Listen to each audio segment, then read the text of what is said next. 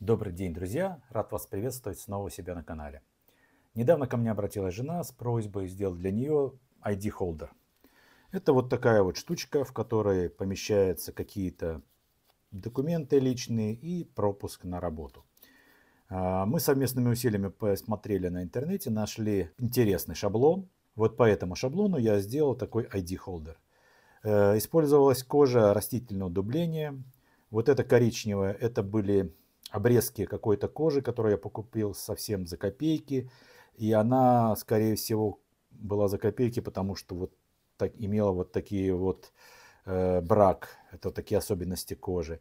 Ну, как раз таки жене это очень сильно понравилось. Она обязательно сказала, чтобы вот эти вот все пятнышки обязательно были в этом изделии, использованный кусочек кожи.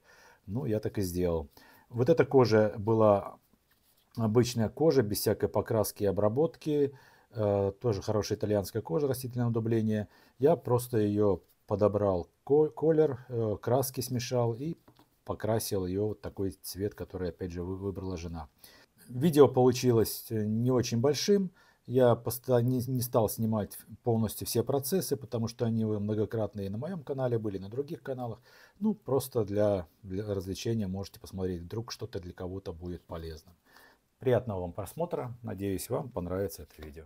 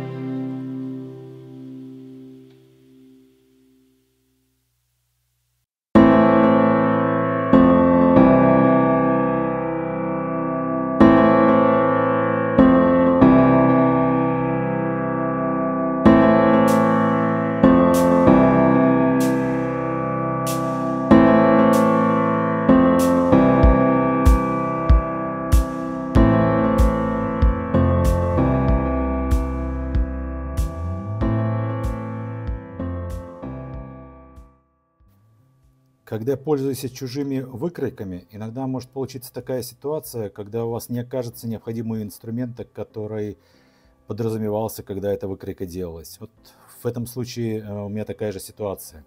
Вот эти места пробоя были подрасчитаны под определенный пробойник, которого у меня нету, и расстояние между стежками нестандартное для меня. У меня есть стандартное 4 мм, 5 мм. И получается ситуация безвыходная. Но нет, это не безвыходная ситуация, просто придется немножко доработать. Я придумал сразу парочку способов, как это можно было сделать, но вот решил, двумя способами сразу не можешь сделать, поэтому решил попробовать одним способом. Отметим крайние точки в каждом пробойнике. Я посчитал, и у меня получается, что между крайними точками примерно попадаю. Вот 6 иголок. Между крайней точкой и крайней точкой попадается 6. И в этом расстоянии у меня примерно так же получается. Когда не будет получаться такое необходимое расстояние, ну что ж, буду делать немножко просто подрасчитывать. Вот, например, вот в этом месте здесь должно быть 1, 2, 3, 4, 5 стежков, но у меня таких вот нету, вернее 4 стежка, но у меня нету такого стежка здесь. Я просто-напросто распределю так, чтобы он был чуть-чуть за крайнюю и проколю в этом месте. А в другой ответной части то же самое, то есть стежок за стежком чуть-чуть сделаю прокол. Я думаю, в принципе должно получиться. Ничего такого страшного нету. Второй способ, который я тоже так придумал, это сделать шилом проколы на крайних точках. Потом уже когда вырежешь изделие, вернее деталь этого изделия, и вырежешь его по краю, от крайнего взять кронциркулем, отметить прямую линию и между двумя пробитыми точками точно таким же уже потом способом постараться распределить. Это абсолютно нормальный способ. Многие кожевенники таким способом пользуются, когда не пробивают по лекалам, в которых есть эта разметка, а просто вырезают изделие, две точки, и вот между двумя точками делается пробойник уже практически на глаз. Думаю, и так можно, но у меня получилось, что распределение почти ровное, поэтому я предварительно просто наколю, и потом на коже будет проще работать с пробоем. Поэтому посмотрим, что получится.